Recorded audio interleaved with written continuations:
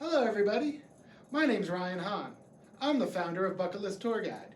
During today's presentation, I'm going to share with you how to get the best bang out of your travel buck. Along the way, I will give you tips I've learned through my many years as an international tour guide and travel agent.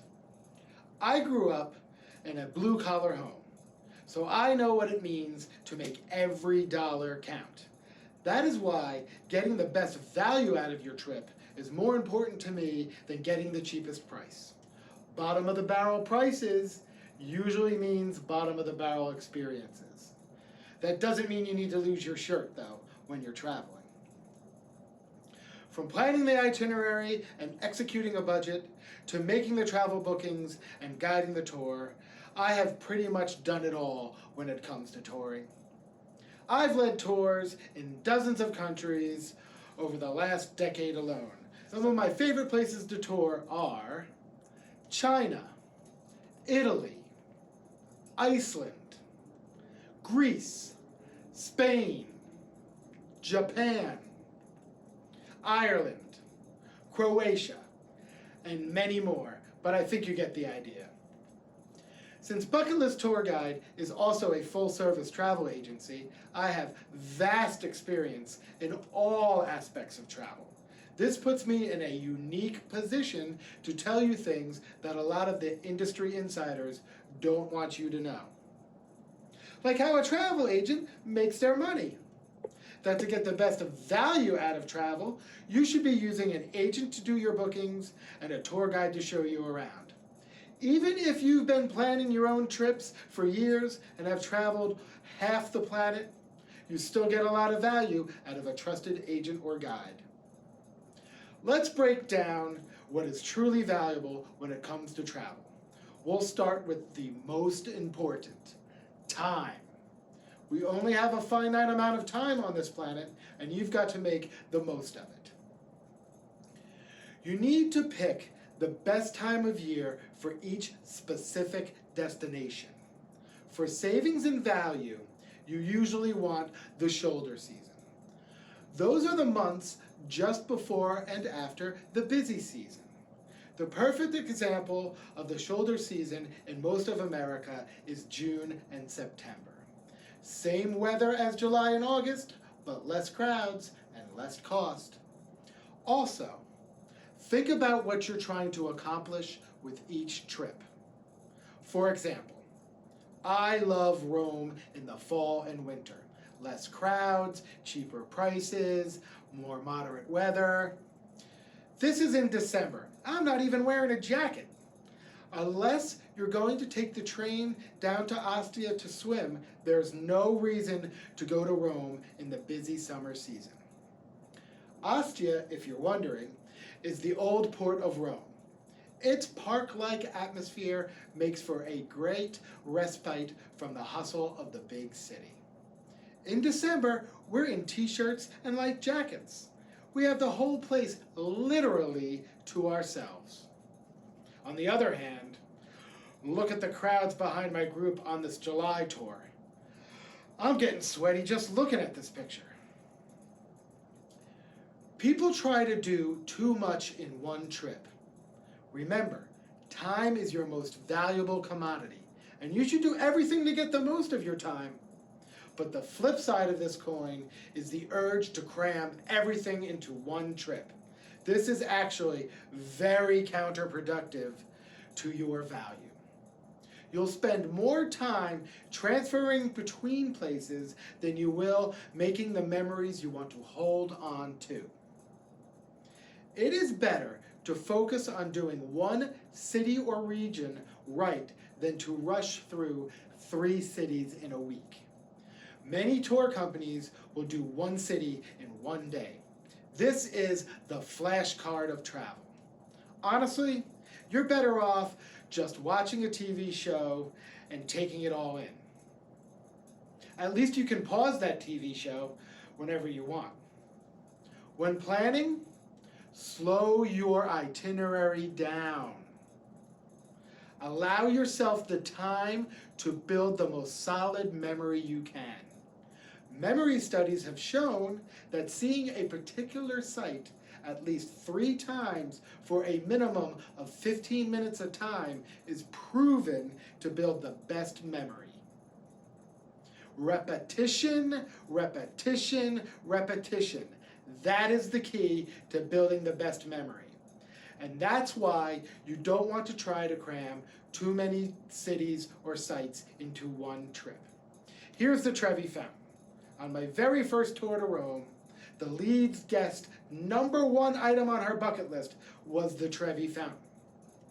So by the 3rd day, when we had already walked by the Trevi Fountain 6 times, she asked, "Did you do this on purpose?"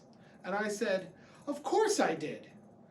I wanted you to see the Trevi Fountain as many times as you could. So I strategically booked our hotel in a place where we would be walking by the Trevi Fountain just about every day." By the end of the tour, she had a favorite gelateria at the Trevi Fountain and said it started to begin to feel like home. The feeling of home holds a value words cannot express.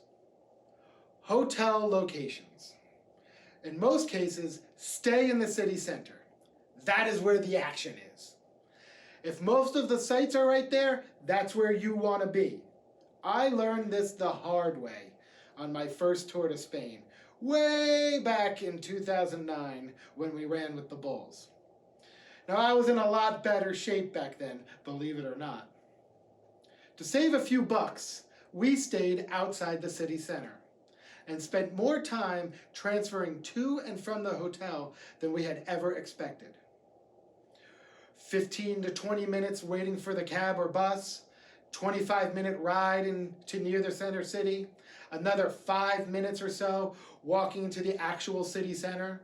We lost about 2 hours a day coming and going from our hotel when we could have stayed right in the city center for only a few bucks more than what our hotel and transfers were costing us.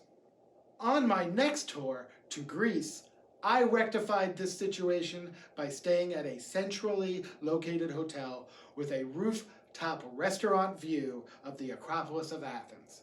This was a great value. Not only did we enjoy the view during meals and over cocktails at the end of the day, it was awesome for some guests to sit and enjoy the views as the wives took extra times getting ready. I know that sounds a bit sexist, but it was the case on this tour. By picking the right hotel location, we drastically increased our memory-making potential in Athens. And we saved ourselves a lot of aggravation from the transferring in and out of the city. Staying in the city center also helps you beat the crowds by getting to places right when they open before the tour buses arrive, like here at the Acropolis. While we're talking about accommodations, not only is location important, but picking the right hotel can certainly add to the experience, which is another pillar I'll get to in a little bit. This is my favorite accommodation in Iceland. It's got a hotel and cabins. The rooms are beautiful, right? Well, guess what? It's also an active farm. As you can see, the animals are really friendly. Thor and Odin here will play fetch till your arms fall off. This place really brings new meaning to farm to table. And the food is extraordinary. One of my favorite endorsements of a tour came from the farm's hot tubs, and I quote, "Watching the aurora from a hot tub is a beeping decadent experience." Often, guided tours come with skip the line or early entry options. You can see the value of this here with our Vatican pre-opening early entry tours. There was literally no one else in most of the rooms. And anyone that has been to the Vatican can tell you it's usually more crowded than New York City's Times Square on New Year's Eve. Just look at the crowds before and immediately after opening. By opening time, The line outside the Vatican can be more than 3 hours long. The Forbidden City in China is another great example of this. Average wait time to get in, 2 to 4 hours. But with a guide, you walk right in. With a guide, you also get knowledge of how to move around the crowds and where to take the best pics. Like here at the throne room. Check out the pic I got. Now, vacations are supposed to be relaxing. The easiest way to remove stress is to take a bucket list tour where we take care of everything. From solving any problems to recommending tasty places to eat. I could go on and on about the benefits of taking one of our tours, but let's talk about how independent travelers can cut down on stress. My best tip for the independent traveler: take private transfers to your hotel. Don't carry your luggage through the airport looking for the train or the bus, getting all stressed out, trying to figure out how to buy the tickets, which train line to take, when are they running. All this is super stressful, even if you plan ahead. Remember, you just got off a 6, 8, 13-hour flight. You're gonna be exhausted. You don't want to lug your bags on and off a train and then go down the street to find your hotel. Spend the extra money and have a man or woman with a sign waiting for you at the airport. They take your bags and whisk you away right to your hotel doorstep. Trust me, it will be some of the best travel money you ever spent. A dose of luxury travel at a very reasonable price. The second way for the independent traveler to cut back on stress is booking through a travel agent. I know what you're thinking. Paying a travel agent doesn't sound very thrifty to me. Well, I got news for you. You're already paying for that agent every time you book, even if you're booking directly. Commissions are built into the price of everything travel related. If you buy from the hotel direct, they pocket the commissions. If you book through an online travel agency like Expedia or Booking.com, they pocket the built-in commissions. This goes for everything: hotels, resorts, rental cars, transfers, excursions, tours, cruises, even Disney.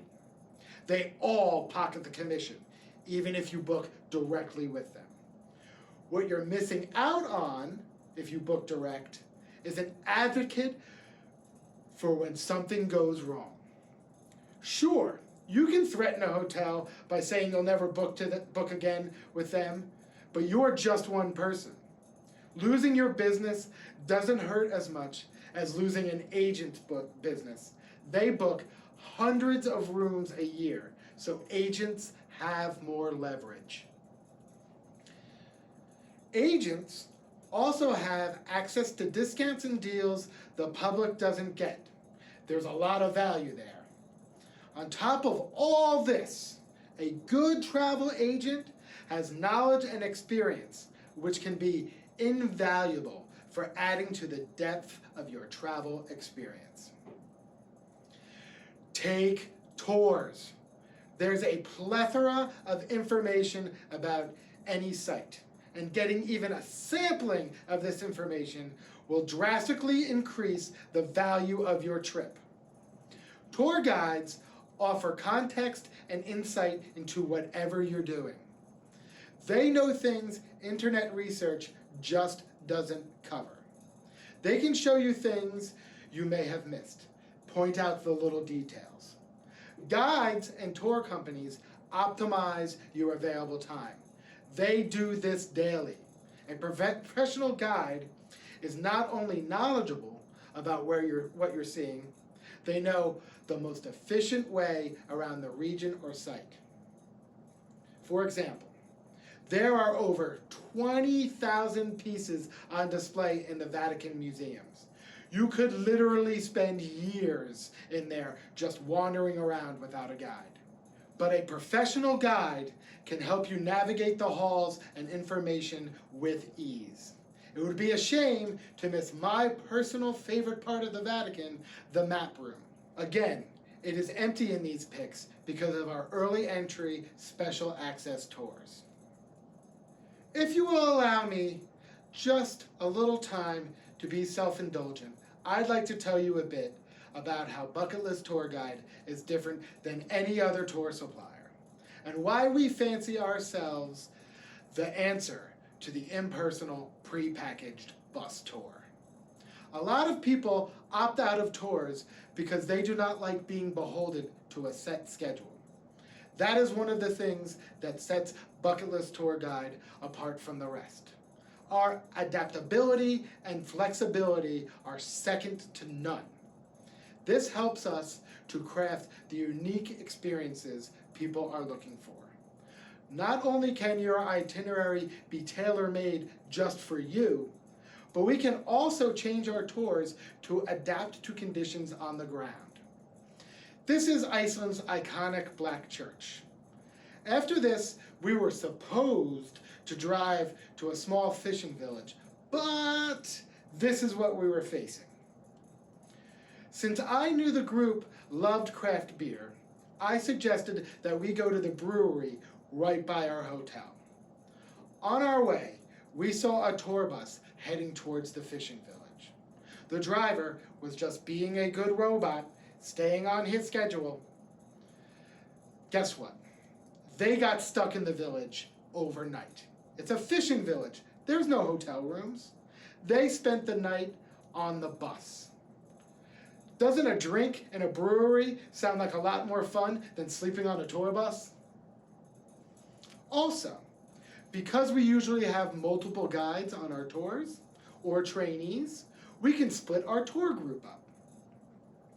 For instance, in Rome, people often get exhausted after just a couple hours of walking. So we usually offer the option of sitting in the Piazza Navona with one tour guide while the rest of us go to the Jewish ghetto. No other tour company will break up a small group tour and offer that kind of option. You want to have things to talk about later that the average person doesn't do. You want the bragging rights, am I right? Not only can Bucket List get you onto the Colosseum floor, which most people can't, we have access to the basement, where you can see recreations of the winching systems that allow the animals and gladiators to pop up out of nowhere, just like in that movie Gladiator. We can get you behind the bar where Mark Hamill, aka Luke Skywalker, poured Guinness while filming The Last Jedi. Of course I had to try that myself. I'm a huge Star Wars fan. How about a hidden moss garden in Japan? This place looks otherworldly, doesn't it? This is my personal favorite spot on the planet. All right, so we're running out a little bit of time, so let me give you some rapid fire tips. When traveling, fold your clothes for your trip out. Then on your trip back, roll your clothes. Studies have shown you can fit more stuff in your luggage when you roll your clothes. But since you folded on the way out and rolled on the way back, you now have room for all your souvenirs. Also, when booking airlines tickets, book directly with the airline. And avoid US-based carriers where possible. Foreign carriers usually have better services, canceling policies, food, and an array of options that you just don't get from US carriers. European budget airlines are about the same level as many of the US legacy carriers. Disney. When you can, stay on property. There are as many benefits to staying on the Disney property. You get access to what's called magic hours, which are hours where only people that stay on Disney properties can go. They have a thing called the Magic Bus, which will pick you up right from the airport. You don't even have to get your luggage from the baggage claim, take you right to your hotel room where your luggage is waiting for you. You also don't have to wait online in your car to get into the parks when they open because they have transportation to the parks for you. When staying at a resort, never buy your excursions or transfers from the resort directly. You're going to overpay. Use a third-party provider. Cruises, however, you want to do the opposite. Always book your cruise excursion or transfer through the cruise company. Because if your transfer is running late or your excursion's running late, the ship will wait for you. If you book through a third-party provider and you're late getting back to the ship, that ship has sailed. Since we're out of time, I'd like to say thank you from all of us at Bucket List Tour Guide. Cheers and goodbye.